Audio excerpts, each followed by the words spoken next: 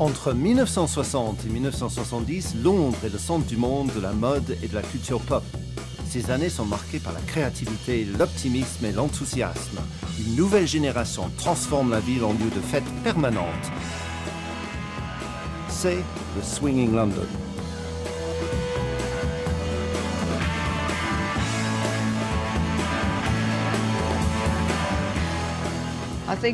Ce qui se passait à Londres, c'était une révolution d'idées, pas une confrontation d'ordre politique. Ça a été une parenthèse où le cynisme n'a pas disparu, mais presque.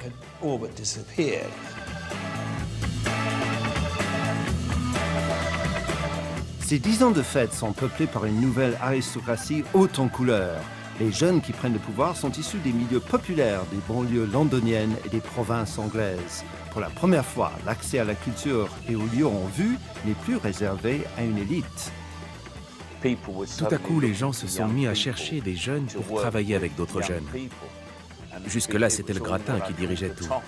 Et quand on était en bas de l'échelle sociale, on n'avait aucune chance de se faire entendre. Alors, quand cette chance s'est présentée, on ne l'a pas laissé passer.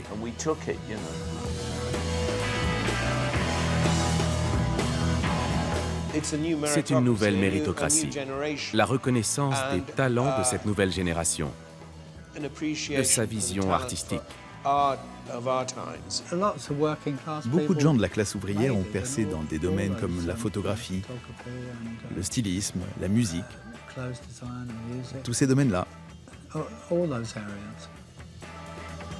Tout va vite, très vite. Anoblis au fil des couvertures de magazines et des hit-parades, des jeunes créateurs passent à la postérité à l'instant même où ils sont découverts. Parmi ces nouveaux visages, il y en a un qui va cristalliser l'esprit de cette nouvelle jeunesse, rebelle, pétillante et créatrice. Elle va devenir le top modèle le plus célèbre et le plus courtisé du monde, Twiggy.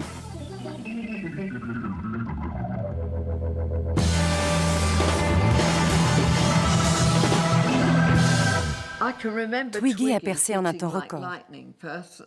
C'était un mélange de plusieurs choses. Sa taille, sa coupe de cheveux, son surnom, Twiggy, un nom très facile à retenir.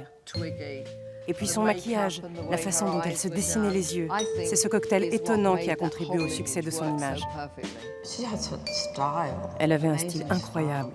Sur elle, tout prenait sens. Elle était magnifique. Marvelous. Dine. Head high, darling. Gorgeous.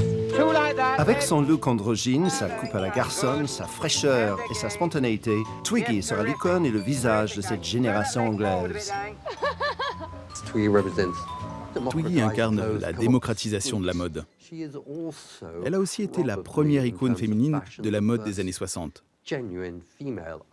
Avant elle, la mode est dominée par les hommes, c'est un monde de pans. Mais grâce à son côté androgyne, Twiggy a été la première femme à représenter la mode des 60s à l'échelle internationale.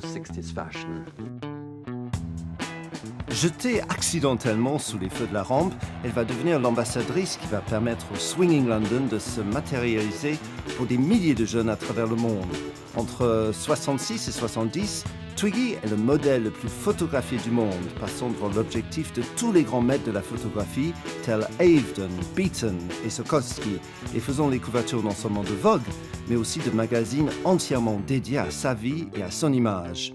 Une image qui reflète l'effervescence créative de son époque et qui lui font vendre aussi beaucoup de robes et de maquillage dans une société de consommation en pleine éclosion. A lot of the publicity seems to suggest you're rather sort of a sexless sort of girl. Look, said, is he the boy, is he the girl? No, it's Twiggy. How do you feel about that? Do you mind about that? No. I am really. I look like a boy. You're really sexless? I don't think that's so, is it? I don't know. Twiggy allait à l'encontre de toutes les idées reçues sur la féminité. Et en même temps, si on lui mettait une robe, elle était indéniablement sexy. Il y avait donc quelque chose d'assez transgressif dans son look qui la rendait extrêmement intéressante, en particulier pour les adolescentes qui lui ressemblaient. Celles qui n'avaient pas un look plantureux à la Rita Hayworth, Marilyn Monroe ou Diana Dors, mais un look gamin. I didn't analyse my career when it was happening because I don't think you can and I don't think you should. But, I look back at the pictures and I mean, I obviously had a very different look, and it was a very new look, and I think that's probably why it took off. I don't know really. I was very lucky. In a sense. En un sens, Twiggy incarnait l'incroyable bouleversement de la société. Les gens n'étaient plus tenus d'avoir le bon accent, en français ou en anglais, les bons parents, le bon ton. On pouvait être soi-même et plaire au monde entier. C'était le signe que les choses étaient en train de changer et que rien ne serait plus jamais comme avant. Cette jeunesse qui allait danser pendant 10 ans et changer les codes de la société pour toujours avait pourtant pris racine dans une Angleterre beaucoup moins colorée. Les années 50 sont des années d'austérité en Grande-Bretagne. Le pays est encore sous le choc de 6 ans de guerre et le paysage urbain est marqué par les bombardements allemands. Le rationnement de certains produits est encore en vigueur et la société est divisée par une lutte des classes qui oppose la classe ouvrière à une élite aristocrate. La mode et la culture sont le domaine exclusif d'un groupe de privilégiés. À l'aube des années 60, cependant, surgissent les premières lueurs d'une nouvelle jeunesse qui veut se démarquer de ses parents. C'est l'histoire d'une jeunesse qui arrive sur le devant de la scène. Sur le plan à la fois social et culturel, dans la société occidentale, en Amérique et en Angleterre surtout, et plus particulièrement à Londres. On a assisté à un incroyable mélange, car les structures sociales étaient en train de s'écrouler en réponse à ce qui s'était passé durant la guerre et l'après-guerre. Après toute cette période d'austérité, les gens avaient un besoin énorme de faire la fête, et cette célébration de la vie est venue des jeunes qui avant n'avaient pas voix au chapitre.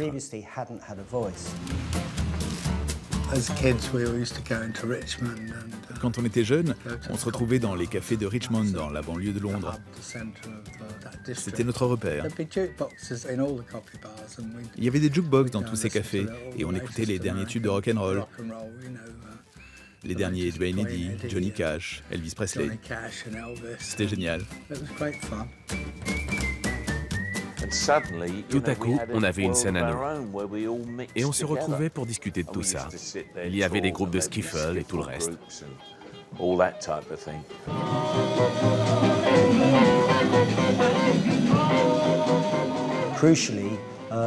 À partir du milieu des années 1950, les jeunes ont eu un réel pouvoir économique.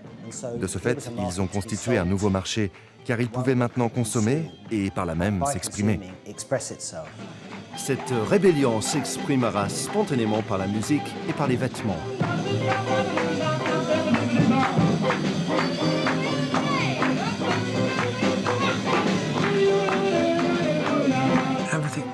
Il fallait tout casser, et c'est ce que nous comptions faire.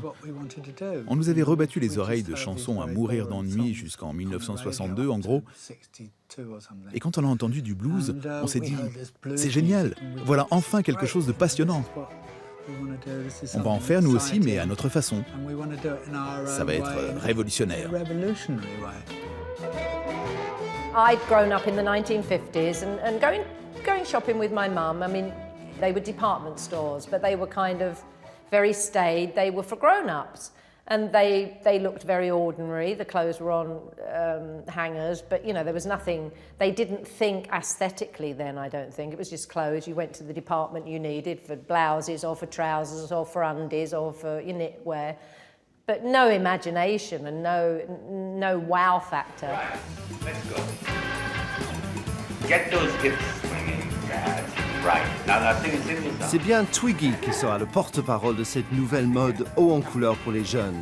Mais avant que Twiggy devienne le visage de toute une génération, il y en a d'autres qui lui ouvrent la brèche en imposant les vêtements comme une forme de rébellion. Se libérer à travers la mode vestimentaire des années 60 était une façon de se rebeller contre la génération précédente et surtout contre la guerre, la politique, les idéologies, toutes les formes d'hégémonie et de formatage de l'individu.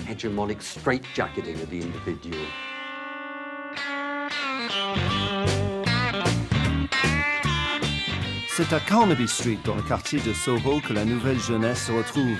Les jeunes qui viennent ici pour trouver des vêtements à leur goût et écouter la musique qu'ils aiment se donnent le nom de modernists ou mods tout court. Carnaby Street, au début des années 60, était un quartier malfamé de Soho où on trouvait des prostituées, quelques bistrots et pas grand-chose d'autre. Ensuite, sous l'influence de John Steven, c'est devenu la Mecque des mods. Il avait commencé à dessiner des vêtements en 1956 dans une pièce située sur Big Street à Soho, et il a transformé la façon dont les gens achetaient des vêtements. Soudain, les prix étaient abordables pour les jeunes. L'idée était de démocratiser la mode. Les boutiques de John Steven étaient faites pour que le shopping devienne un divertissement plutôt qu'une corvée. La décoration intérieure était d'un style pompier, très kitsch, avec de grands posters d'hommes à moitié nus. Le mode à ses débuts était une sous-culture où l'érotisme gay était très présent, sans qu'aucune idéologie homosexuelle ne s'y rattache. C'était un mode de vie qui visait à transformer le statut de l'individu dans la société à travers son look et les courants musicaux auxquels on se rattachait. La musique noire américaine, la soul, les disques du label Tamla, et plus tard bien sûr les groupes de blues britanniques, les Rolling Stones, les Who. Le mouvement mode consistait à se transformer, à se constituer un personnage à travers son look.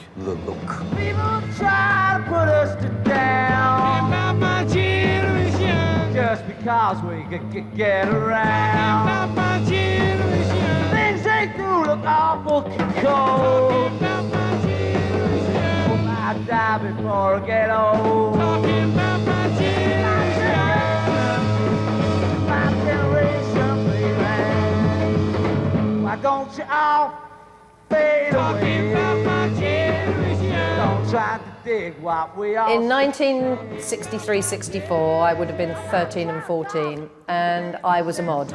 Mods were fashion forward, very hip, I think. It was the fashion element that I loved so much because it was very, very important that you were dressed in the right clothing when you were a mod. I was a schoolgirl, so the weeknights I wasn't allowed to go out, but on Saturday night my mum and dad would let me go to the local dance hall. They used to have bands who played live. I used to go with my friends, my girlfriends, and we were like 14, 15. There used to be older girls, probably 18, 19, who we thought were ancient, but and they were like the queens of the dance halls, and whatever they were wearing, be it a long tight skirt or a pleated skirt or hush puppy shoes, the next week we had to kind of make sure we were dressed that way because it was like a uniform. And I was lucky enough, my mum had taught me to sew.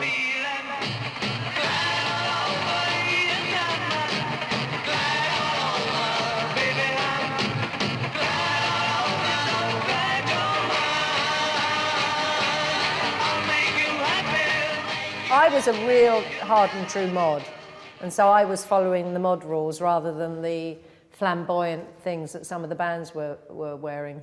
But you know, fashion and music and it all intertwines, and that period was the explosion of something new. It was the beginning of everything for the youth culture. We hadn't had that before. Si les modes sont un phénomène essentiellement masculin, les femmes commencent elles aussi à s'émanciper et à vouloir se démarquer de leur mère. Elles sont de plus en plus nombreuses à avoir un travail. Et c'est tout naturellement qu'avec l'argent gagné, elles cherchent à se créer une identité à travers les vêtements. C'est l'explosion de la mini-jupe. Mais il y a une nouveauté encore plus importante dans la vie des jeunes femmes qui grandissent dans les années 60. Il ne faut pas oublier que la drogue la plus révolutionnaire des années 60 était la pilule, qui a encore insufflé une énergie, une dynamique nouvelle dans cette mouvance.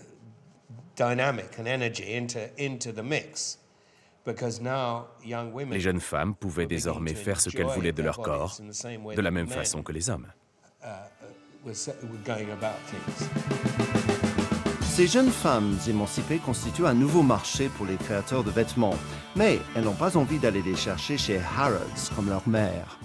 La première fois que je suis venue à Londres, pour faire du shopping, il fallait être tirée à quatre épingles, toute pimpante, parfumée, et de préférence avoir un peu d'argent en poche. Les choses ne pouvaient que changer, puisque la mode changeait, les mœurs changeaient et la musique changeait. Les commerçants ont compris qu'une nouvelle génération était en train de voir le jour, celle des jeunes qui sortaient des écoles d'art. Suite au bouleversement du système éducatif britannique, les jeunes filles des milieux défavorisés pouvaient désormais elles aussi étudier et elles voulaient avoir quelque chose à se mettre et certainement pas ce que mettait leur mère. Alors il fallait inventer autre chose, d'où les magasins comme Biba. Biba s'ouvre dans le quartier de Kensington en 1964. Ni chic, ni cher, ici on casse les codes. Les vêtements sont faits par les jeunes, pour les jeunes. Sa fondatrice, Barbara Hulenicki, fait ce que John Steven a fait pour les hommes. Elle propose des vêtements pour qu'on puisse les panacher et créer son propre look. Tout partait de quelque chose de très spontané. C'est pour ça que c'était si fort. Cette mutation a suivi un processus naturel. Et les Anglaises ont une façon très excentrique d'associer les vêtements. C'est très intéressant. Elles n'ont pas peur des magazines de mode. Elles font comme elles le sentent. Ou à l'inverse de ce que leur dit leur mère.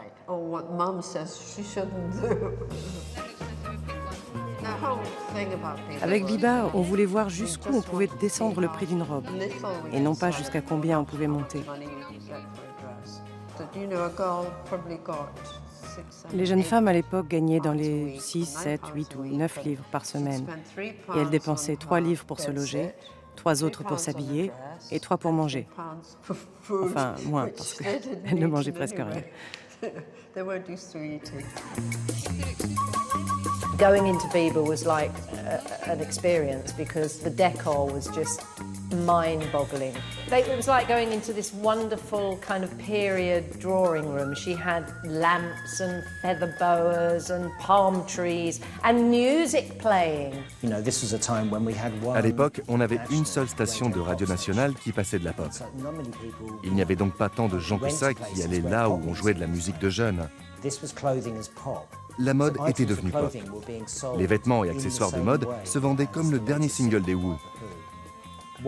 Ce que les magasins des années 60 avaient d'intéressant, c'est qu'ils étaient accessibles et ouverts à une clientèle bien plus diversifiée. À travers la mode, on tend à se rapprocher de quelque chose qu'on n'est pas, qui est légèrement hors d'atteinte. On vendait aux filles un look en rapport avec leurs aspirations. Elles avaient alors l'impression d'appartenir à un groupe et ça leur conférait une identité. Loin du monde de Biba, le milieu de la haute couture reste figé dans un passé où les mannequins défilent plutôt pour la haute société. Paris, elegance, fashion, agreed for the new season in secrecy of her salons. And là, she invites the whole world to fashion parade. Well, the fashion world was very... Le monde franchisé. Il était contrôlé à Paris et à Londres par les grandes maisons de couture. La mode était donc censée découler de ce qui était décidé au sommet. J'allais à Paris 2 fois par an pour les défilés haute couture, qui étaient bien sûr terriblement chic et sélects. Les mannequins étaient vraiment incroyables, immenses, extrêmement minces et terriblement guindés. Elles ne souriaient jamais et marchaient comme des chevaux de race très élégants. Elles étaient très intimidantes, mais n'étaient bien sûr vraiment mises en valeur que dans les vêtements haute couture. Alors, quand il s'agissait de faire valoir des modèles dessinés par de petits stylistes qu'on allait vendre 5 livres, ce genre de filles ne faisait pas l'affaire.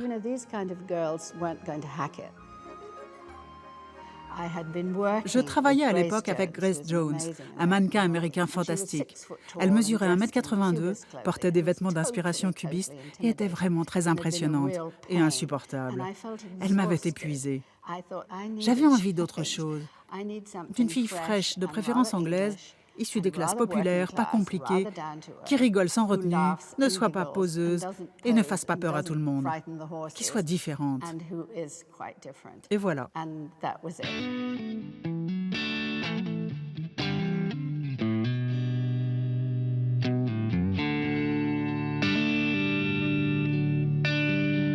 Ce jeune et nouveau style de mannequin dont rêve Deirdre McSharry n'est pourtant pas loin.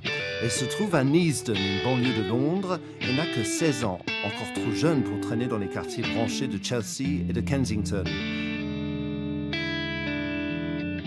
Personne ne peut alors imaginer l'impact de celle qui va devenir Twiggy, mais qui pour l'instant s'appelle encore Leslie Hornby. My friends and I would sit around giggling and gossiping and playing music and painting our faces. And I started, doing that eye makeup.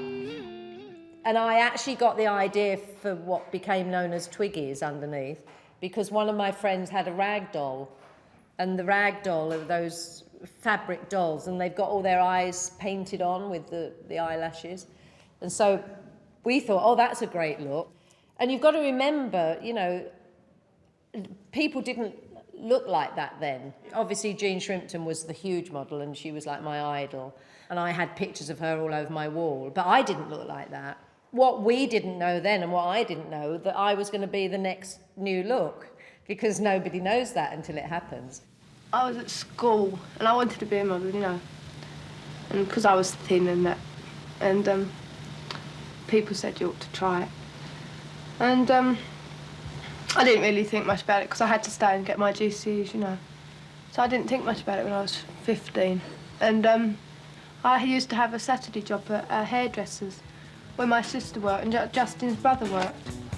Mais comment devient-on mannequin en 1965 quand on n'a que 16 ans et qu'on vit en banlieue? Accompagné de son ami et manager Justin de Villeneuve, ancien boxeur, coiffeur et décorateur, ils font le tour des journaux et magazines de mode pour essayer de se lancer dans le métier. They all kind of categorically said that you're too small to model, but you've got quite an interesting face. And one of them sent me off to have some test shots done. That's when I got sent to Leonard. It was amazing. When you think of it, I was this little girl from Neasden, northwest London, and I was going to go and have my hair cut by this really famous London hairdresser in this very posh salon. And he cut and they coloured and they recut. And he went down and called his photographer Barry Latigan, and he said, there's a young girl in my salon at the moment who I think's got an interesting look. So I got sent over to Barry. Quand elle est venue dans mon studio de Baker Street, elle a observé les photos accrochées au mur pendant que Justin me faisait son baratin. À un moment donné, il lui a lancé « Arrête de te ronger les ongles, Twigs ». J'ai demandé « Comment l'avez-vous appelée ?» Il a répondu Twiggy, brindille, parce qu'elle est toute maigre. Et je lui ai dit, si vous devenez professionnel, gardez ce nom. Barry sat me in front of the camera, and I'd never been in front of a professional camera in my life, and I was very shy. Head up just a little, please, and away a little more. Twiggy s'était peint des cils sous les yeux, et quand elle a regardé dans l'objectif, je me suis tourné vers le coiffeur et j'ai dit « Waouh !» Elle regardait droit dans l'objectif, sans que je lui dise quoi que ce soit. C'était incroyable. Plus tard, j'ai écrit dans mon journal « J'ai rencontré une icône du futur ». The next part of the story, which, you couldn't choreograph it if you tried, really, was that one of Leonard's clients was this lady called Deirdre McSharry. And at that time, she was the fashion editress for the Daily Express, one of our biggest national newspapers. It was a broadsheet then, it wasn't little. And she went in to have her hair done on a weekly visit. Leonard had framed the picture of his new haircut on me, and it was pride of place as you walked in the salon. And Deirdre looked up and said, I love the haircut, who's the girl? And she said, I want to meet her. Leslie! All right, breakfast is ready. So I got a call, well, my mum got a call in Neasden, and I was invited to go up to Fleet Street to meet this lady for tea. Quand j'ai vu cette jeune fille adorable boire son thé dans mon bureau avec du sucre, je me suis dit, les choses sont en train de changer. Techniquement, ce n'était pas la bonne personne pour le job. Elle était trop petite, trop maigre et trop drôle. Elle n'arrêtait pas d'éclater d'un grand rire sonore et elle était trop mignonne. Je me suis dit, elle a vraiment quelque chose de spécial. J'ai demandé aux filles du bureau, « Qu'est-ce que vous en pensez ?» Elles m'ont répondu, « On l'adore. » Alors j'ai écrit, Voici le visage de 1966. C'était réellement le visage de l'avenir.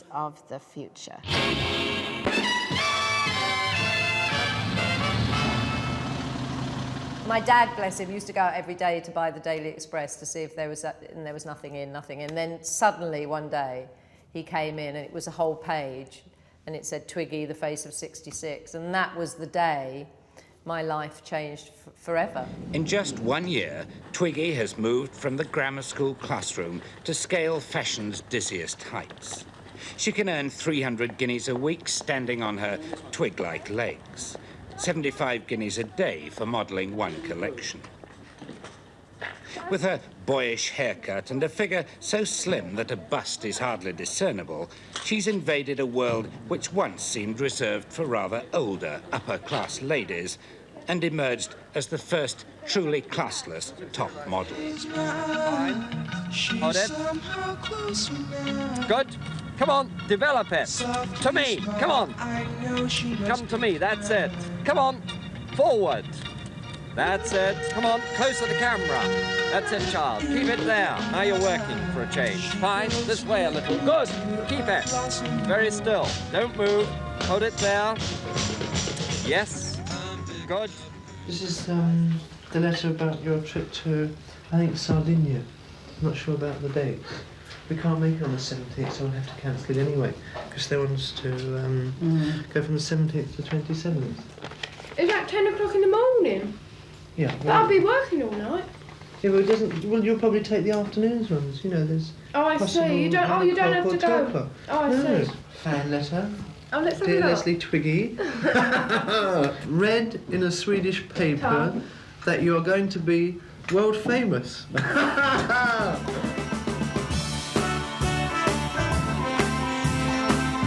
Tout Swinging London s'empare de son visage et impose la Twiggy Mania à l'époque où la capitale britannique accueille des créateurs, musiciens, photographes et stylistes les plus talentueux, tous avides de trouver leur place au soleil. Je suis arrivée à Londres au début des années 60. Je fréquentais le Royal College of Art. J'en suis sortie en 63-64, en plein Swinging London, à l'époque de Vidal Sassoon, Mary Quant et bien d'autres. L'ambiance était très jeune, branchée. Je m'étais spécialisée dans la création d'imprimés et j'en réalisais de très spectaculaires.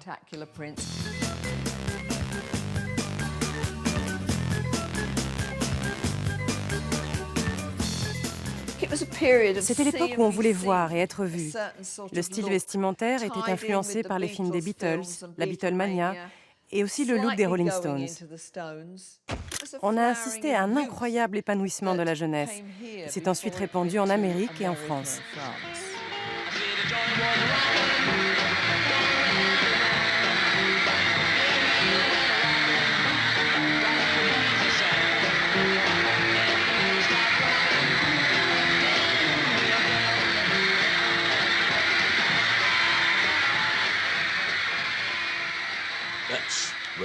C'était la première apparition des Stones à la télévision, dans l'émission Ready, Steady, Go. Comme vous le voyez, ils sont habillés comme dans la vie. Je m'habillais moi-même comme Charlie à l'époque, dans le style étudiant chic de l'Ivy League. Ils sont tous plutôt élégants comparés à d'autres groupes. Je me suis intéressé aux personnages qui ont influencé le style des 60s, comme le photographe David Bailey et la modèle Jean Shrimpton. Je me suis arrangé pour photographier une séance de travail de Bailey et Shrimpton. Et le résultat est très intéressant parce que David portait des bottes à talons cubains et un débardeur. Le midi, il avait mangé un sandwich au fromage. Et le tout a merveilleusement bien rendu en photo. Avec ce superbe mannequin, c'était formidable. Je remercie le ciel d'être né quand je suis né, parce que j'étais en plein dedans. J'avais une vingtaine d'années dans les années 60, et à une autre époque, je n'aurais jamais fait ce que j'ai fait. Ça m'a énormément appris, même si je ne me rendais pas compte de l'importance de tout ça à l'époque. Je voyais ce qui se passait au sein des écoles d'art. Les étudiants qui ne venaient pas de milieux privilégiés obtenaient des bourses pour intégrer le Royal College of Art. David Hockney, Mary Quant, tous ces gens venaient de ce qu'on appellerait aujourd'hui des milieux défavorisés. Ils ont percé grâce à leur seul talent et à leur culot. Tout le monde travaillait très dur. On faisait de très longues journées et on ne gagnait pas beaucoup d'argent. Et on n'était pas si célèbres que ça, mais on savait qu'on participait tous à quelque chose d'extraordinaire, de nouveau et d'original. Si la créativité est là, ainsi que l'énergie nécessaire pour la concrétiser, forcément ça va déboucher sur quelque chose. Et c'est bon pour le commerce, c'est bon pour l'art, c'est bon pour les gens. C'est ce qui donne sens à la vie.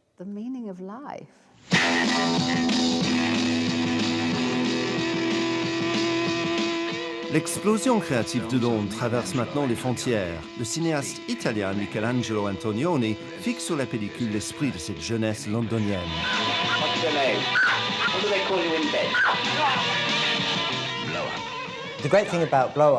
Ce qui est génial dans Blow Up, c'est que tout est amplifié.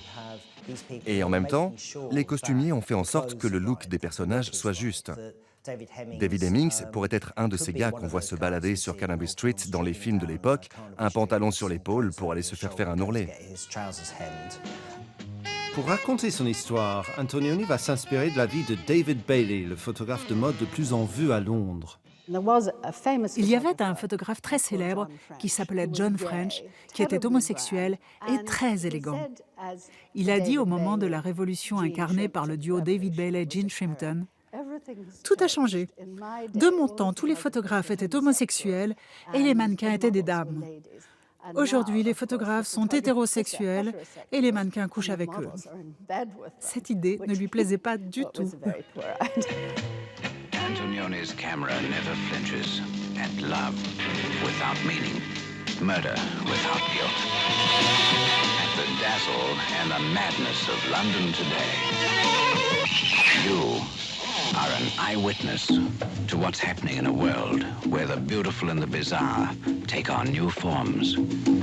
Blow Up était intéressant parce qu'il faisait vraiment ressortir l'atmosphère des 60s. Entre le photographe, les fêtes, l'exubérance des jeunes complètement déjantés. Loin de la fête déchaînée que dépeint Antonioni dans Blow Up, Twiggy, elle, continue son chemin de jeune top modèle international. Elle travaillait dur en tant que mannequin. Elle prenait l'avion sans arrêt. On la demandait partout. C'est pour ça qu'on parle d'elle comme du visage des 60s. C'était une icône, au même titre que Mick Jagger sur la scène rock. Elle incarnait l'esprit de l'époque. Et elle plaisait à tout le monde. Elle était très commerciale sans pour autant avoir l'air d'être fabriquée de toutes pièces.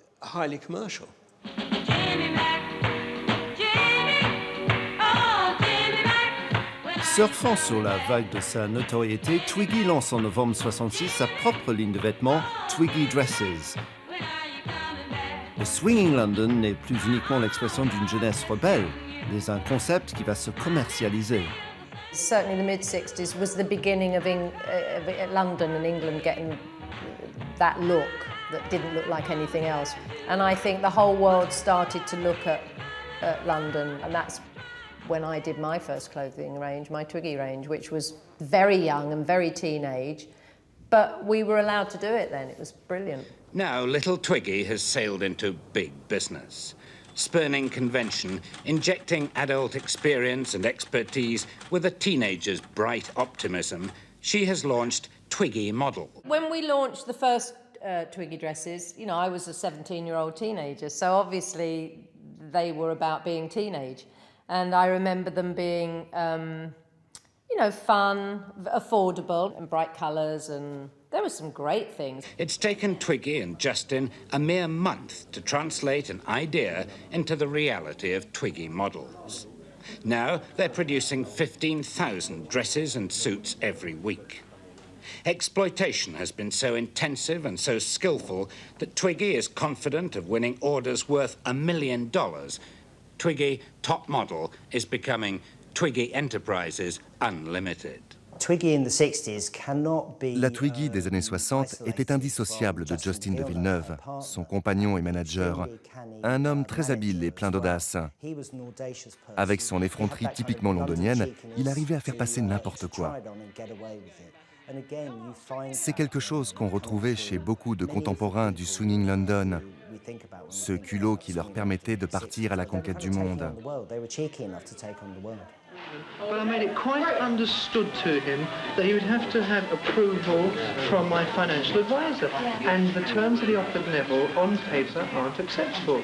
And but you didn't get it. Don't upstage me. Oh. And I think it's a distinct advantage to be working class, to have a working class background and become successful, and especially internationally. Il était prêt à s'attaquer aux grandes agences de mannequins.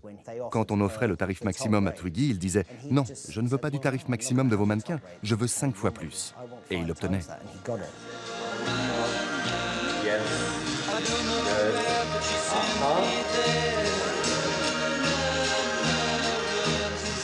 I think we can say Twiggy is sort of a mini queen of the new social aristocracy. And it's...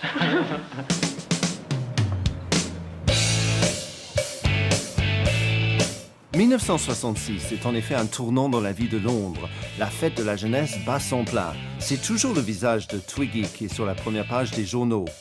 L'explosion de créativité dans la capitale anglaise ne peut plus se contenir dans les ruelles étroites de Soho et de Carnaby Street. C'est alors qu'une nouvelle scène se crée autour de King's Road, une artère principale du quartier de Chelsea. Ici, ce n'est plus la frénésie amphétaminée des modes qui dicte la coupe des vêtements et la musique qu'on écoute, mais plutôt la réflexion existentialiste que provoque la marijuana et le LSD. Wales End means where the King's Road ends, which shows what the King's Roaders think of themselves.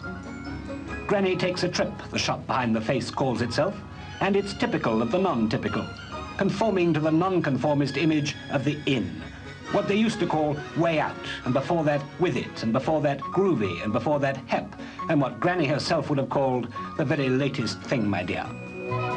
When I left college, quand j'ai eu fini mes études, j'ai travaillé comme journaliste indépendant pendant un moment, mais je me suis vite fatigué. Ma copine de l'époque collectionnait des vêtements vintage, et de fil en aiguille, ma fibre artistique a pris le dessus.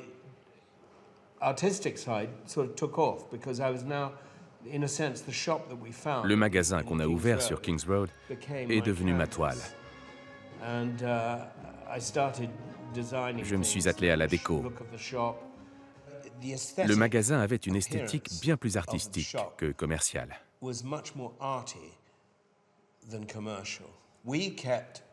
On transformait en permanence la façade, en faisant ça du jour au lendemain, pour créer un effet de surprise. Un jour, on peignait un immense portrait de guerrier Sioux. Un autre jour, une voiture qui semblait sortir du mur. Granny Takes a Trip, c'était une philosophie, un point de vue artistique. On préconisait un certain look, le look qu'on voulait que tout le monde adopte, différent de ce qu'on trouvait dans les boutiques de Carnaby Street. Le look que proposait Granny's et quelques autres magasins comme Hung on You était bien plus fin de siècle. C'était un look à la Aubrey Beardsley, Oscar Wilde, un look bien plus androgyne. C'était ni homo ni hétéro, juste très dandy. Des velours, des soies, un côté très exotique. On était de véritables illustrations ambulantes des dessins d'Aubrey Beardsley. On n'était pas très commerçants. On ne cherchait pas à vendre le plus possible. Au contraire, on était très passifs, au point que les gens nous trouvaient froids et distants. En fait, c'était notre façon de laisser les clients tranquilles et de les amener à se parler entre eux. On voulait que ce soit un lieu où on se retrouve pour discuter. Ça effrayait beaucoup de gens, qui nous croyaient dingues ou pas très sympas. Je suppose qu'on pouvait donner cette impression, mais en fait, on était juste assis là, à passer du bon temps. Just sitting there and enjoying our time. Je n'ai jamais oublié une fille tout à fait charmante qui travaillait pour une société de cosmétiques dont la sœur était éditrice de mode. Elle s'habillait chez Chanel et un samedi, elle est entrée dans un de ces magasins un peu sombres du genre Granny Takes a Trip. En tailleur Chanel, foulard Chanel et sac Chanel. Un des vendeurs assis par terre et qui fumait de l'herbe, en voyant débarquer cette fille très bon chic, bon genre, dit à son collègue « Il y a vraiment des gens bizarres à notre époque. »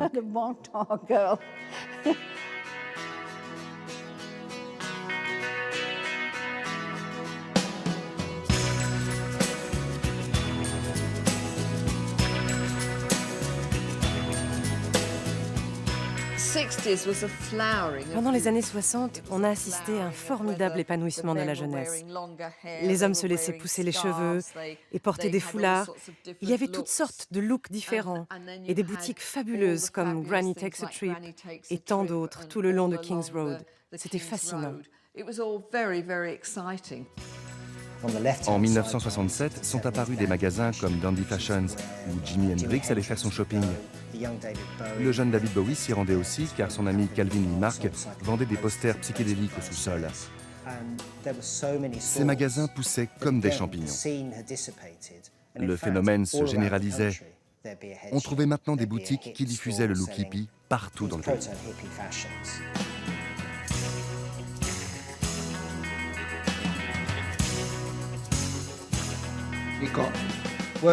Les jeunes prolétaires voulaient ressembler à des aristocrates et les jeunes aristocrates à des prolétaires.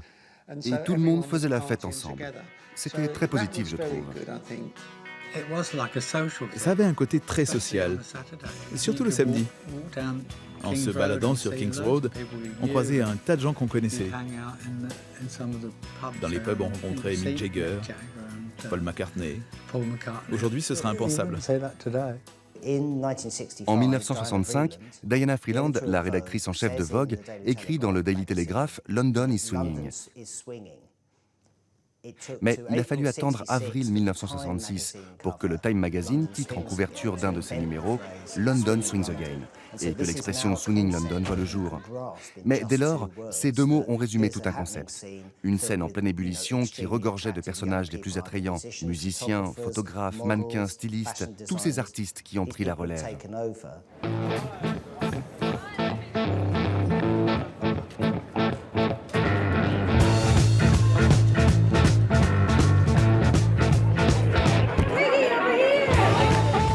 Février 1967, dans le sillage des Beatles, Twiggy débarque à Minneapolis en route pour New York pour conquérir à son tour l'Amérique. Elle y reçoit le même accueil enthousiaste que les 4 garçons de Liverpool. Has this changed you in any way? I hope not, and I don't think it has, but it's best to ask somebody who's known me when, I was at school. Really? They told me there would be a press conference at the other end. I thought there'd be a photographer and maybe one news channel, and we got off the plane and it was like, oh my God. It was madness. And they had a big room set up for a press conference and all the main TV channels were there to see this funny little girl from England and shouting questions at me, It was quite overwhelming, actually.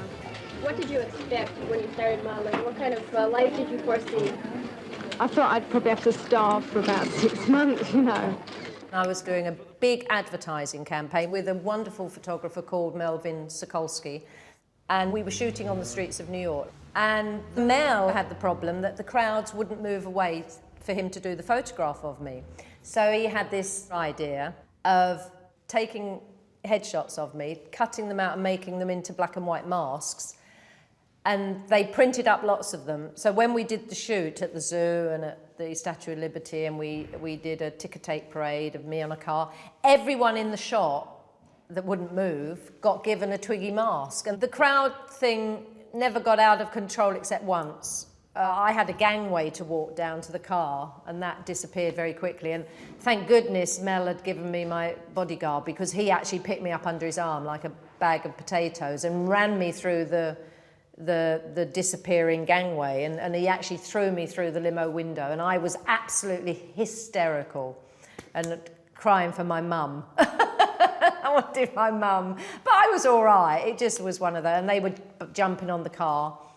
You know, it was just one of those things that got out of control, and it was scary because I was tiny. I could have got squashed.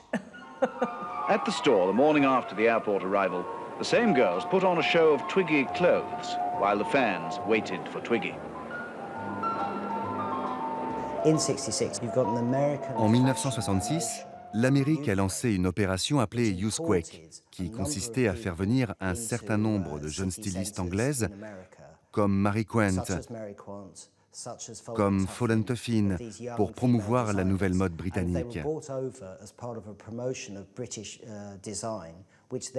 Cette mode s'est diffusée sur tout le continent à la vitesse grand V.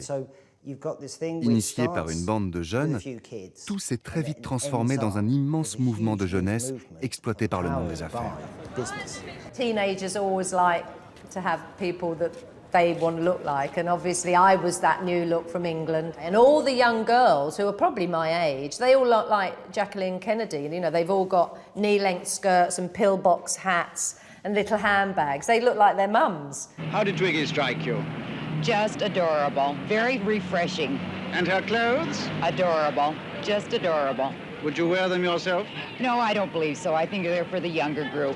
Maybe for my daughter here. Up to what age can one becomingly wear them? Oh, I would say up to 25. Will you go on wearing them up to 25? Oh, I think so, yes.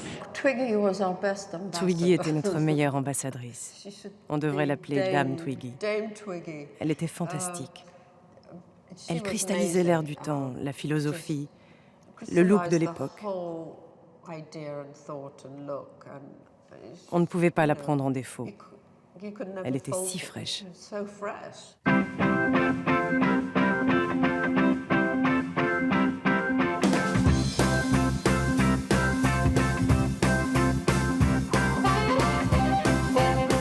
Entre 1967 et 1970, de New York à Tokyo en passant par Brême, Twiggy sillonne la planète en tant qu'ambassadrice du Swinging London, mais aussi pour promouvoir sa ligne de vêtements.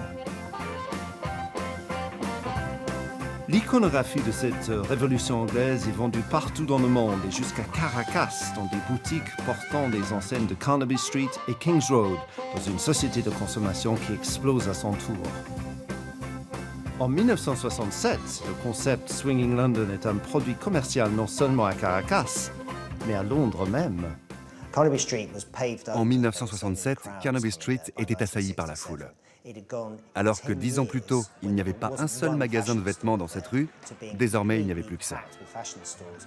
Le prix des loyers avait grimpé en flèche. Les gens prenaient le bus pour venir à Londres en groupe ou en famille. Papa pouvait venir acheter le poster d'une jolie fille du Swinging London en mini-jupe, mais aussi un cafetan pour son fils et une clochette pour sa fille. Il y avait de quoi se constituer toute une panoplie hippie.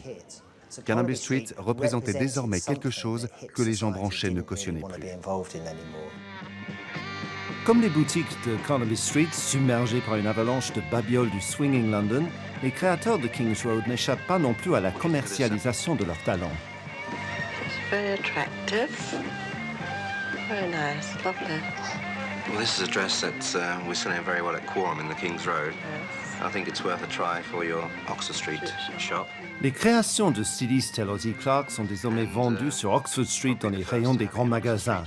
La mode faite pour les jeunes est devenue maintenant un business florissant qui va poser une fois pour toutes les codes de la société de consommation. La fête du Swinging London touche désormais à sa fin. Pour ceux qui traînent pour boire un dernier verre, les réveils sont difficiles.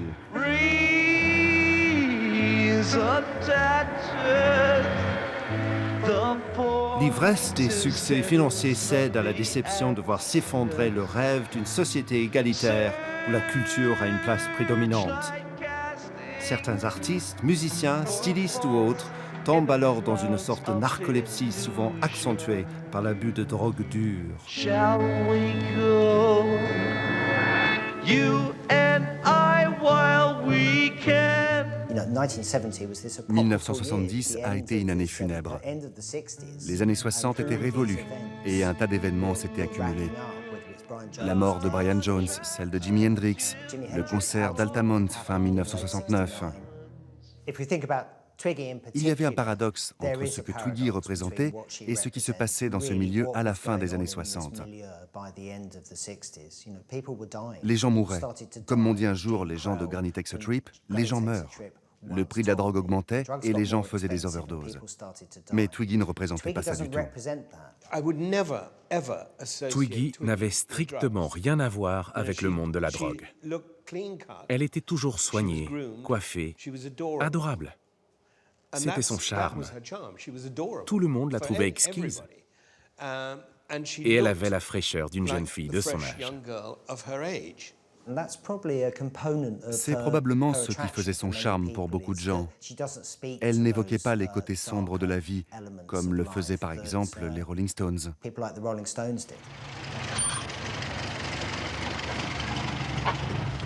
Twiggy rose effortlessly to fame in the trendy 60s. As Leslie Hornby, a 15-year-old London schoolgirl, her photo appeared in a national paper, and within a year she was the most sought-after model in the world. But at the peak of her brief modelling career, Twiggy retired. Now, at 22, comes a carefully planned breakthrough into films. L'ascension de Twiggy ne s'arrête pas à sa carrière de mannequin. Son premier rôle d'actrice en 1971 dans le film The Boyfriend, réalisé par Ken Russell, est un succès international pour lequel elle récolte 2 Golden Globes. Depuis, elle poursuit une carrière d'actrice, de chanteuse et de styliste. Mais par-dessus tout, Twiggy reste l'icône d'une période d'optimisme et de légèreté qui refait surface par la simple évocation de son nom. Yeah, I think so, because it's my name, you know. I mean, it's like anybody's name. Although it's a nickname, everyone calls me Twiggy, except my mum and dad and my sisters, obviously. But, you know, I can't get rid of it now. I don't think I'd want to, although I don't fancy being Twiggy when I'm 40.